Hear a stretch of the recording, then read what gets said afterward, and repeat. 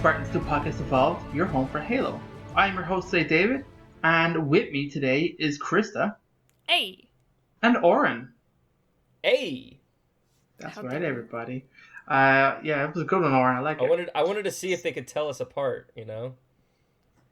In some parts of the world, maybe not.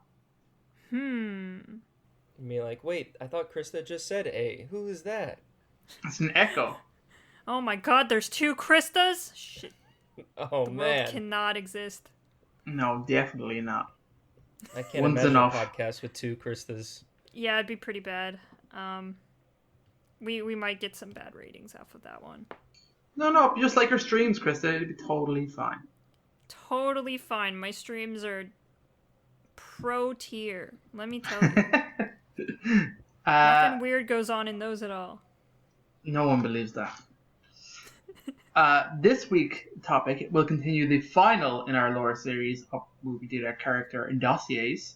So we're ending it all with the one and only Spartan John 117, Mr. Master Chief. Not Mr. Chief. That's someone different. That's another guy. That's another guy. He's the next episode. Yeah. Oh, that'd be funny. Did you see the Xbox tweet that they're like casting Chris Pratt as the voice of Mr. Chief? Yeah, I saw that. I'm really Thought excited. it was pretty funny. Chris Pratt's getting a lot of roles nowadays. It's great. Good for him. Yeah, it's a good troll. Good work. What else? That's pretty much it, guys. So we got some social stuffs like we always do. So if you're new to the show, welcome. This is Podcast Evolved, and we have a host of a variety of different types of shows. Our main show is the one you're listening to right now. We talk about Halo lore, news, and the various with our listeners. We got some live shows that happen as well. Our other shows are Halo Headlines, Build a Blocks, and Halo Book Club, as well as Mission Debrief. Mission Debrief is currently recording and has finished recording, actually, our 20 for 20, which is the top 20 missions of Halo. This is exclusively on our YouTube channel, so go check it out. Our partnership with HS Pro Talk with Josh and Will. These guys discuss the latest information on the competitive Halo scene, which is absolutely ramping up, as you can expect. So go check those guys out. They're pretty darn cool. Oran does some work with them too on occasion. Isn't that correct, Oran? That is correct. That is. You can learn more about all of our shows on our website, which is halopodcastevolved.com. If you're already a fan of the show, please rate us and leave a review. We love all of our feedback, and we're getting a lot of it really, so lately is pretty cool. So anything that helps us improve, we take on board. I'd like to take this moment to thank our Patreons. So you guys have been pretty amazing, so thank you so much. Like always, we really, really appreciate the support that you show us over there. And should you like to join up, you get a whole bunch of exclusive rewards, as you can expect. We get early episodes, unique swag, access to our own soundtrack, which is 18 tracks long. It's pretty fucking dope. So if you'd like to learn more, head over to patreon.com/Halo Podcast Evolved. And finally, we encourage our listeners to support us on Audible. This is a whole bunch of fake books, but people really like them. They're audiobooks. So there's a trial there, and I think almost all the Halo novels are on there, so you can get a good amount of listening. So if you want a free 7-day trial, go to audibletrial.com/Podcast Evolved to learn more. Thank you so much. All right, guys, last week on Halo. I'll start because I've done very little. I've been reading Divine Wind. I haven't finished it yet. I've been slowly getting into it. I've just been transitioning from the last book that I was reading, so I was kind of holding off. But it's pretty dope. I kind of forgotten where it was set, and then when I started reading it, I was like, oh shit, this is happening. We're here already, and then we're meeting characters, and I'm like, oh crap, these people are in it. This is really cool. I'm really liking it so far, but I'm only about chapter 5 or 6 in. Krysta Brown, what have you been doing? Pretty much the same as you. I am pretty close to being done with Divine Wind, but I'm still working through it, still chugging through it. And that's probably the only Halo thing I'm going to be doing for a while. Yeah. Any hot takes? I like it so far. It's really good. It's got a good premise. It's definitely, I guess it's topical to what's going on in the rest of the Halo universe. So cool. I'm excited to see where it leaves off and how it directly connects to Infinite, if it does. I kind of like where it is set to at the very beginning, because I like this whole important story arc that is nicely and in a niche little area off by itself. They can pretty much do whatever they want now. So it's kind of cool. I like that. Oran, what are you up to, buddy? Well, me 3, I've been reading Divine Wind. I think I'm maybe a touch farther than you, David, but not as far as Krysta, and of course David, I think Aaron actually already finished. They keep the audio. Yeah, he's reading it for a second time, that monster. Whoa. But yeah, no, just kind of echoing the same thing. I enjoy where it's set. You know, I really like these characters. I was a big fan of Last Light and Retribution, and I'm excited to see how it's going. It's definitely picking up because the first couple chapters are just kind of like leading you in, kind of giving you a little bit of a refresh of what's going on, and it does the kind of typical thing of explaining what the arc is for anyone who might not know what the arc is. So I think I finally made it over that point to where now it's like, okay, now we're getting into like this stuff that's gonna go down. So I'm fully buckled in, and I hope to have the time to finish it in a timely manner. So if you, listener, haven't read it yet, definitely go procure it. It's definitely a good read, especially if you've tapped into Last Light or Retribution, or go check out those books first. Yeah, I remember when Troy's last book came out, Shadow of Reach. It was exciting because of where it was set, but it was also a tiny little bit of a bummer because his original characters, like the Ferret Squad, were so dope, and like their arc was really cool, and where they were left off, it was kind of like, oh man, he's doing a book that's not about them, and you're kind of thinking, oh shit, are they going to go back to them? So I'm glad that's exactly what this book is. Yes, definitely. And like in the stakes like couldn't be higher as well. Like it does a nice job just like really setting up like this is what the ferrets have been doing for the last 2 years, and this is where they currently are, and yeah, shit's gonna go down. That's cool. I like that a lot. Okay, so that's us reading some books, good stuffs. What else have we got? Well, this episode is the character dossier, like I said at the start. Master Chief, John 117. And if you're in a weird country that does dates wrong, it's actually 117 right now on the date of recording. So good job, Oran, with your planning and your scheduling. That was definitely on purpose. That was definitely planned. Yeah. Yeah, November 7th. What a day. What a day. So, I think Krysta Brown has volunteered to take us through some top interesting parts. Obviously, we're not going to cover it all. He's everywhere. Well, he's also, like, mostly in the games anyway, and if you're listening to this podcast, you better have played the games. I mean... Oh, they've played the games. Oh, okay, good. I'm just checking. Yeah, they've played the games. Yeah, so I think we're just going to kind of go through basically what he's in and the general impact he has in those stories, and as well as talk about our favorite Chief moments over the saga. Hooray! Okay, let's go. Before we tackle Master Chief, we're going to talk about Cortana, because that is the last person we discussed. She was made from a clone of Halsey's brain. She specializes in being able to tell if caves are natural or not. Was that a thing? Nice. I didn't write that, but oh my god. Awesome. That's a good one. She has a short-lived but eventful career with Chief through the events of CE First Strike, Halo 2, and Halo 3. She spent several years on the Dawn. Halo 4. Yeah, on the Dawn, going insane. Well, I mean, here we're getting to it. She worked with Chief to defeat the Didact in Halo 4 and sacrificed herself. Okay, we got there. And then she came back from the dead in Halo 5 and took over the galaxy. So she's got a long and fruitful career ahead of her. We can't wait to see what more comes from this character. Hopefully we get back to the being able to tell if caves are natural or not. I'm not sure I like what's going on now. I liked the cave part better. All right. On to the man himself, the man of the hour, the man we all know and love. Master Chief. So here's a rundown. He was born March 7th, 2511. His homeworld is Eridanus 2. His height is 206.3 centimeters or 6'10" without armor. Jesus, that's a tall guy. With armor, he is 218 centimeters, or 7'2". His weight is 130 kilograms, or 286 pounds without armor. He gets a bit chunkier when he puts on his armor. He goes all the way up to 451 kilograms, or 994 pounds. His hair color is brown, which of course we've never seen. His eye color is blue, which we have seen. His rank is Master Chief Petty Officer. His service number is S117. And also his name is John. I don't think this is in here. John, no last name. No last name given. Major appearances. All right. Well, he's been in just a couple of things. You know, he's a character that we all know about, but, you know, we don't see him as often as we'd like. So,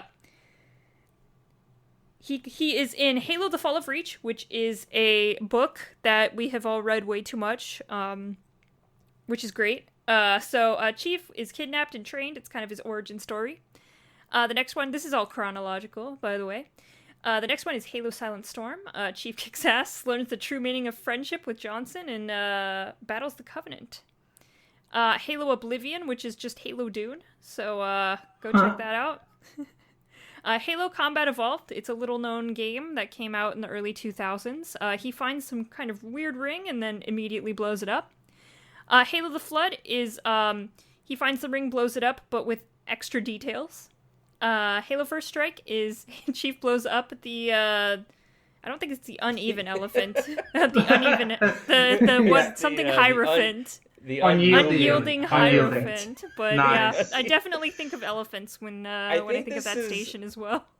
I wonder if it was planned for Aaron to write this script and conveniently not be present in the recording. Like I kind of love it though. Yeah. I'm having fun. All right, like, Halo 2 shit, Chief I have gives... a script to write. Oh, fuck. Halo 2 Chief gives the Covenant back their bomb, then murders a prisoner in his mobility scooter before... Oh, yeah, he does.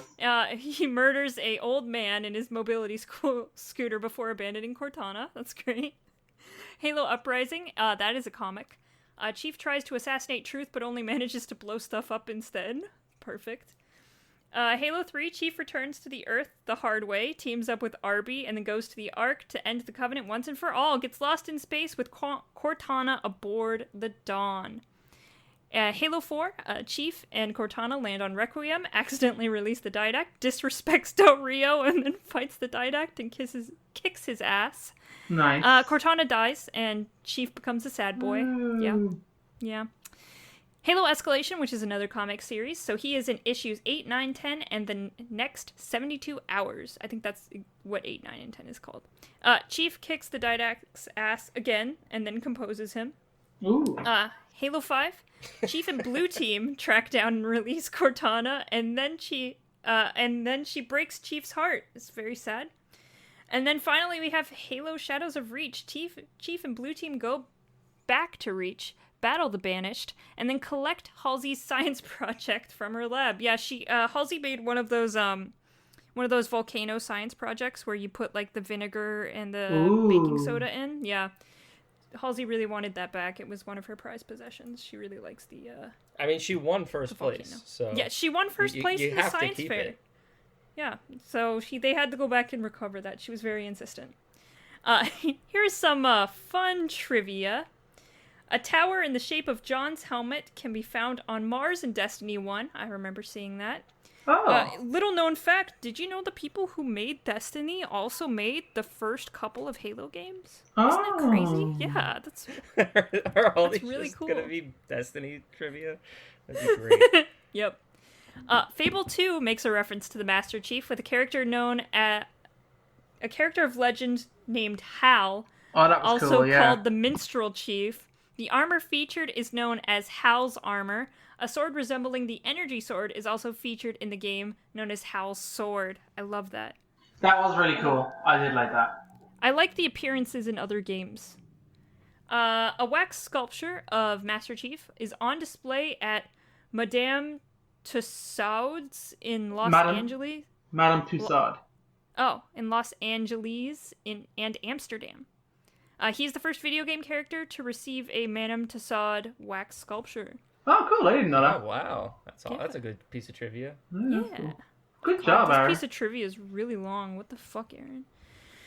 All right, John's rise through the ranks is a fast one. In September of 2525, he was 14. He was promoted to Petty Officer 3rd Class before the mission to Iridanus Secundus. Nice. In November, he was promoted to Petty Officer 2nd Class when his training was complete, and by April of the next year, John was a Petty Officer 1st Class during Operation Silent Storm, which is from the book Silent Storm, and that is when he received a 3-rank promotion to Master Chief Petty Officer by Colonel Marmon Crowther. I don't listen to the audiobooks. Crowther. Yeah. I don't listen to the audiobooks, and the downside of that is I have no idea how to pronounce anyone's name. How to say that's not in things? the video Yeah. games. It's great. It's true. He was only 15 when he received that promotion, so, Chief is kind of stagnated. He's found himself in a dead-end job where he can't get any promotions, so that's really... I was really hoping for a little more, just more ambition from him. Like, geez, he's been that way since 15. He's like, what, 40, 45 or something now? I mean, come on. Yeah, he's not a real goal-getter. Yeah, he's really not. He's really not. It's just a shame. He had so much potential. Boo. Master Chief appears in Konami's Super Bomberman R Oh, as one that's of the right. 3 exclusive characters in the Xbox One version. He is known as Master Chief Bomber, a Spartan 2 super soldier from the planet Halo. Interesting. He's a speed-typed bomber, and his special ability is the Spartan Shot. I'm pretty sure that's actually accurate. He is a Spartan 2 super soldier from the planet Halo. That's exactly I don't it. know. I don't know about this. Questionable lore at best. Really funny lore at worst. Yeah, good job, Aaron. So since we kind of are all pretty familiar with Master Chief and his career, we wanted to kind of quickly go through those points and then kind of open the floor to us talking about some of our favorite Master Chief moments. Because some of these are really, really, really, really, really, really cool. And I Really, like really, them. really cool. Really, really cool. All right, who wants to go first? David, Oran? Tell me, what's your favorite thing? Tell me. I want to know. I will go first. Okay. So when I first thought it, sit down and think about it today. I knew we were doing this, and I was like, oh, I'll do that later. It'll come to me. And I was like, oh crap, what kind of moments do I like? So What do I like? I was trying to think of non-video game moments that maybe not everybody would know. So I'm thinking, for me, one of the biggest ones that I remember seeing, and I'll even go back and watch the clip because it's so goddamn dope, is in Forward Unto Dawn, the web series. It's really, really cool. So John mounts a hunter and shoves a grenade into the worms and then backflips off it and then it explodes. And it's such a cool moment, and ever since I've seen that, I've wanted that to be in the game. I want hunters to be mountable vehicles, and you can just kind of punch into them and throw grenades inside them. I just want that animation. I feel like it's missing, but it's so cool. It was just one of the coolest moments I'd seen John do. There you go. That's one moment, Chrissy. That would be a wild animation. Oh yeah. And just gameplay moment. You have to get its health down to a certain level, and then a prompt. It's like an and it's just assassination almost. Yeah. Yeah. Mount Hunter? Oh, why, yes. Question mark? Yes. Don't mind if I do. do. Yeah. I would love to mount you. Thank you. All right, Oren. All right. So I have, I think, a fairly iconic one. This is probably very common amongst long-term Halo fans, but I don't mind because when I experienced this moment in the Halo franchise, it basically locked me in for the next 17 years or something. And that's at the beginning of Halo 2, at the end of Cairo Station, when Chief says, he's talking to Lord Hood, and he says, "Sir, permission to leave the ship." And he says, "For what purpose?" And then Chief responds with, "To give the Covenant back their bomb." Hell yeah. And then we get that sequence of him moving it into the airlock, and then Cortana goes, just one question, what if you miss? And then like it's just this beautifully composed shot with the hangar in the background. You see the space in the viewports, you see Chief right in the middle holding the hatch, and then he says, I won't, and then just like pulls it down, rides through space with the bomb, blows up, I forget the name of the ship, and like, gosh, it's just so badass. And then reimagined with the blur cutscenes in the anniversary edition. So yeah. It's like so freaking good. And I think like moments like these, I think, you know, they don't appear a lot throughout the series, but like Chief does have a good amount of these types of moments where it's just like he just takes the badassery to the next level. And when I played that as a kid, like I just couldn't forget it, and I just like instantly wanted to play more of Halo 2, and then from there it's just like the rest is history, they say. So I always say that is like, you know, even though I played Halo 1 and like played a lot of multiplayer with my friends and stuff and was like, yeah, this is a fun game, I feel like that moment for me was when Halo became more than just like a fun game that I play. It became like, this is like one a way of life. Yeah, a way of life. A way of life. It became, I don't know, it just became more of an experience, and I just got very much more invested into the franchise after that, as opposed to just being like, oh, I'm a kid playing a video game. So that will always have a special place for me, but I just also think it's just like, without a doubt, like, what's it called? Objectively, just a crazy badass scene. You went to, I'm a kid playing a video game, to, I'm a kid addicted to a video game. Yeah. Yes, that is the start of my video game addiction. It's good. It's good. It's a very cost-effective addiction, let me tell you. I mean, you can play a video game for a long amount of time without buying a new one, so that's good. That's good.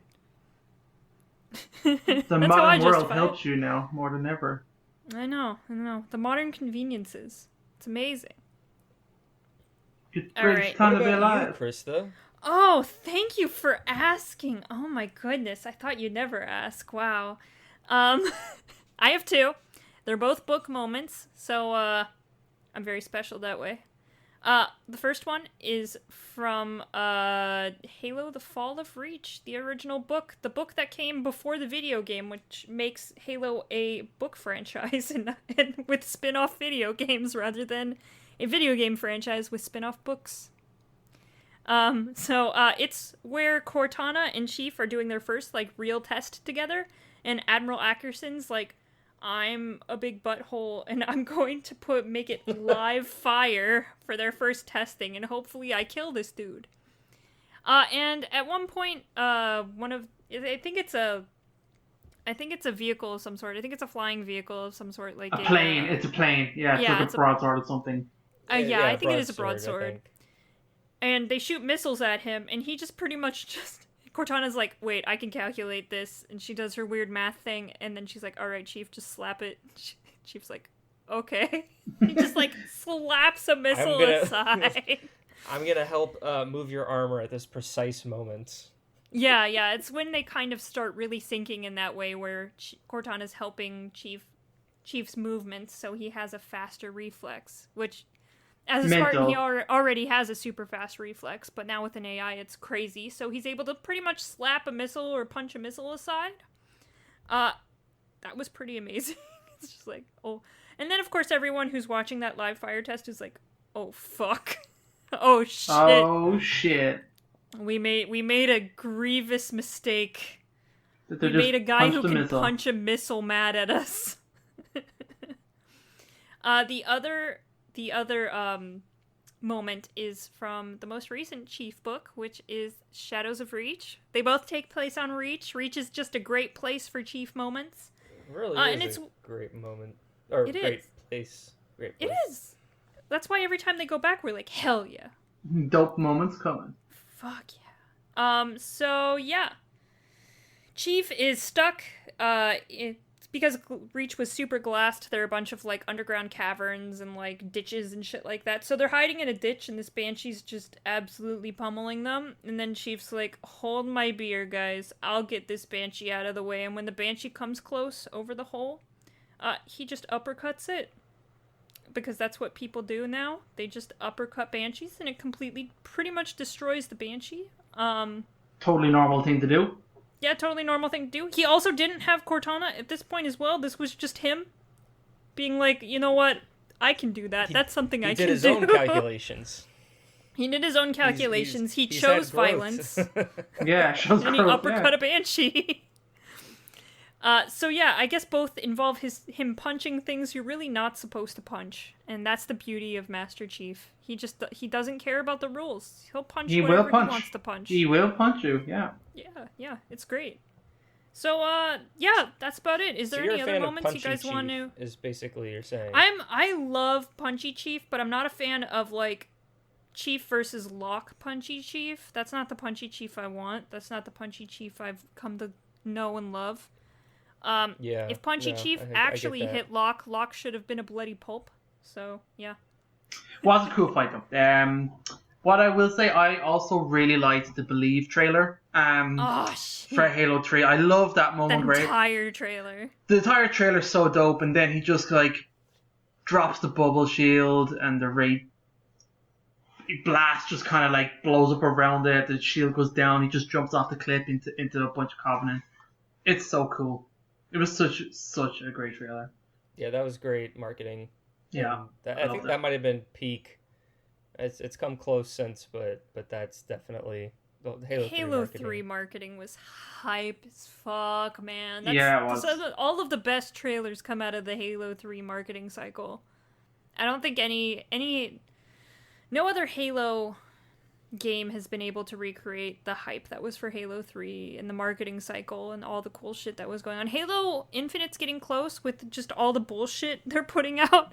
Just like constant, like, oh, hey, there's a drink with Master Chief on it. Oh, hey, there's some shoes with Master Chief on it. Oh, hey, there's a robe with Master Chief. Oh, there's some soap with Master Chief on it. I'm just like, stop, please. I can't. My wallet can't handle this anymore. I think the hype train for Infinite has definitely risen to like probably to where like Halo 5's hype train was as well, but it hopefully with a better payoff. With a better payoff for sure. But still, that Halo 3 hype was just unreal. It was like supposed to be the end of the series in many ways, and they kind of marketed it as such. So it was like this super epic moment. Like, we're finally finishing the fight between everyone. Yeah, with the cliffhanger of Halo 2, and it's like... Yeah. We've been waiting for this for 3 years, so...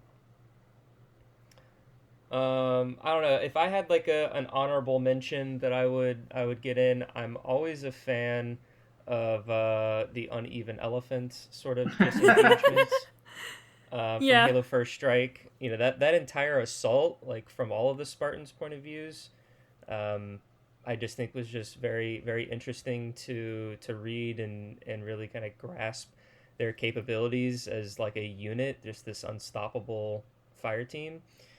So like Chief and kind of how he leads that is a good one. And I'd even say from just recently reading Halo Uprising and like looking at the graphic comic, like I feel like that was illustrated very well for the Chief's sort of like literally just like blowing stuff up. Like he's trying to be he's trying to be sneaky, and so he's like quiet and being sneaky, and then when he's discovered, he just like chucks a grenade, shoots his guns, and just blows everything up and then runs away, and then tries to be sneaky again to try to assassinate Truth. But I would say that comic is illustrated very well to where it really kind of sells like the veracity of Chief and what he's capable of doing with you know, his surroundings and just overall killing of Covenant species. So those would be my two honorable mentions, I guess. Chief being Chief, baby. It's good. We like Chief. We like when he does things. He doesn't always say a lot, but when he does say things, you're like, oh shit, he said something. Fuck. Oh shit. Oh shit. Watch him come to Halo Infinite and be like, hey, gamers, it's me, Master Chief. It's like, oh, shit. Chief got cringe. Yeah, it's the real thing that we're going to see, because the change from 4 to 5 was kind of, like, big and caught a lot of people off guard. So I'm really curious to see how they portray him now. I think they're gonna go back to like kind of the Halo 3 concept chief. I think that's the vibe I'm getting. Yeah. Yeah, I think Halo 3 chief was a good chief. I I like Halo Reach chief, where he just took a nap the entire time. That was great. Sleepy Chief. Sleepy chief, Sleepy yeah. Chief. Yeah. Sleepy chief. Yeah, He takes a lot of naps. That guy. I think I agree with that Halo 3 comparison, because even in the marketing and kind of previs stuff that we've seen, Chief's like he's taking on a much more like forward assaulting sort of like directive, like whenever he's talking with the pilot, and it's like we need to do this, and like he's acting kind of in what he thinks is best, whereas like a lot of like Halo 2 and even like CE was just kind of like, what do I do, and like what's going on, and he's just kind of like figuring out on the go. And like same thing with Halo 2 with like the Covenant crumbling around him. He's more or less just kind of there Reacting. Yeah, he's kind of reacting and like assessing and like getting the job done. But like in Halo 3, like he knows what we need to do, and like he's gonna go do it. And even like to Halo 4 to a degree, where it's like we need to stop the diet act. Like boom, boom, boom. And I kind of get that vibe from the sort of Infinite stuff that we've seen so far. Like there's a huge Banish problem. There's this other Cortana problem, and probably a third problem we don't know about. And the Harbinger is a problem. The Harbinger is a problem. So I think we're going to get much more initiative from Chief in this go around, to where he's not just going to be the silent, passive protagonist that just fights his way out. I hope not. I hope it is him like taking charge of all these forces that you're seeing. I think that'd be really cool. See Chief like step up and not just be like a lone wolf, but actually see him organize a resistance. I think that'd be really cool.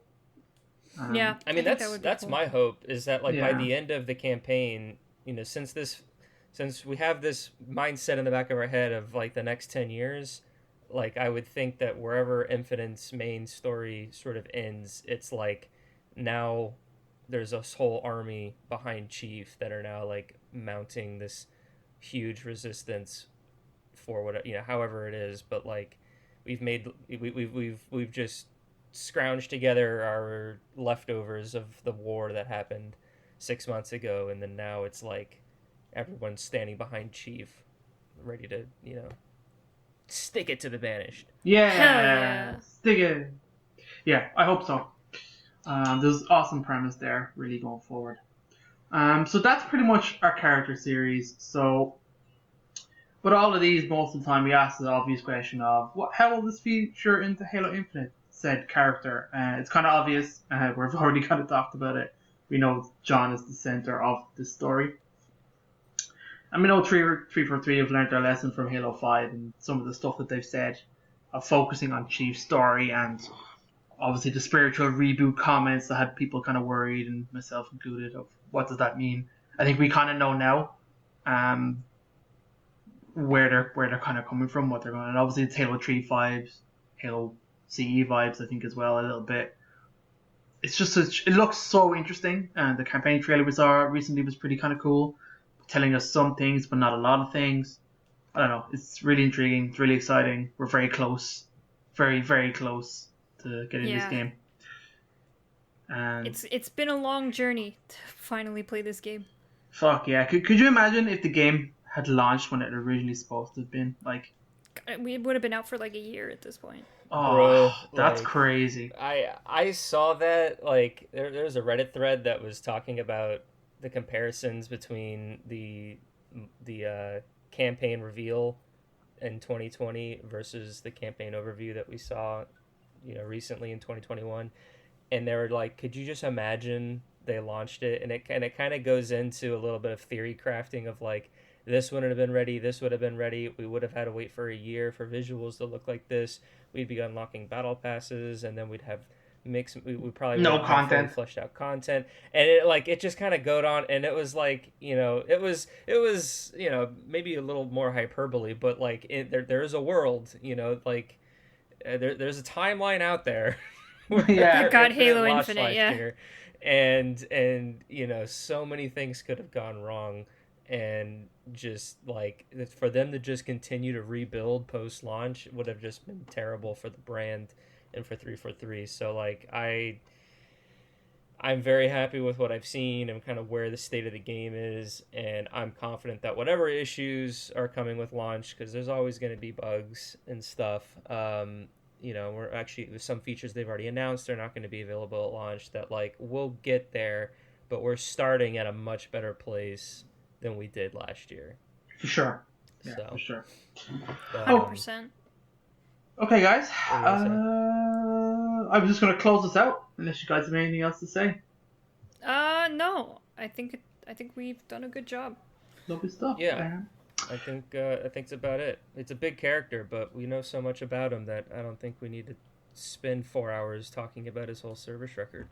Not really, and the most interesting parts is what's coming next. Do you know what I mean? Like, he's done a lot of cool stuff, and he's grown and he's not grown, and the games can be weird in terms of John's character. So it's just going to be really fascinating to see what they do, especially because like the most current books have done like a job of kind of going back to his past a little bit and kind of like fleshing him out back then, which is weird. But like here we are getting John in a unique situation that is similar to something he should be used to, but like it's so interesting what they have with setting up with the weapon and all that kind of stuff. I think that's all going to be very, very interesting, and I hope they pull it together.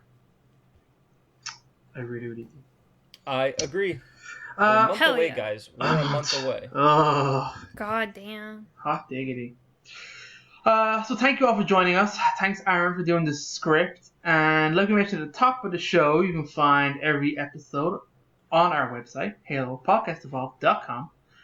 Search for us. We're in your feeds. We should be there. You should find us.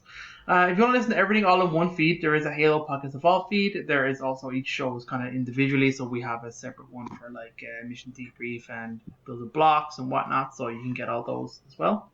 Once again, shout out to our patrons. Guys, thank you so much. If you want to learn more, go patreon.com/Halo Podcast Evolved.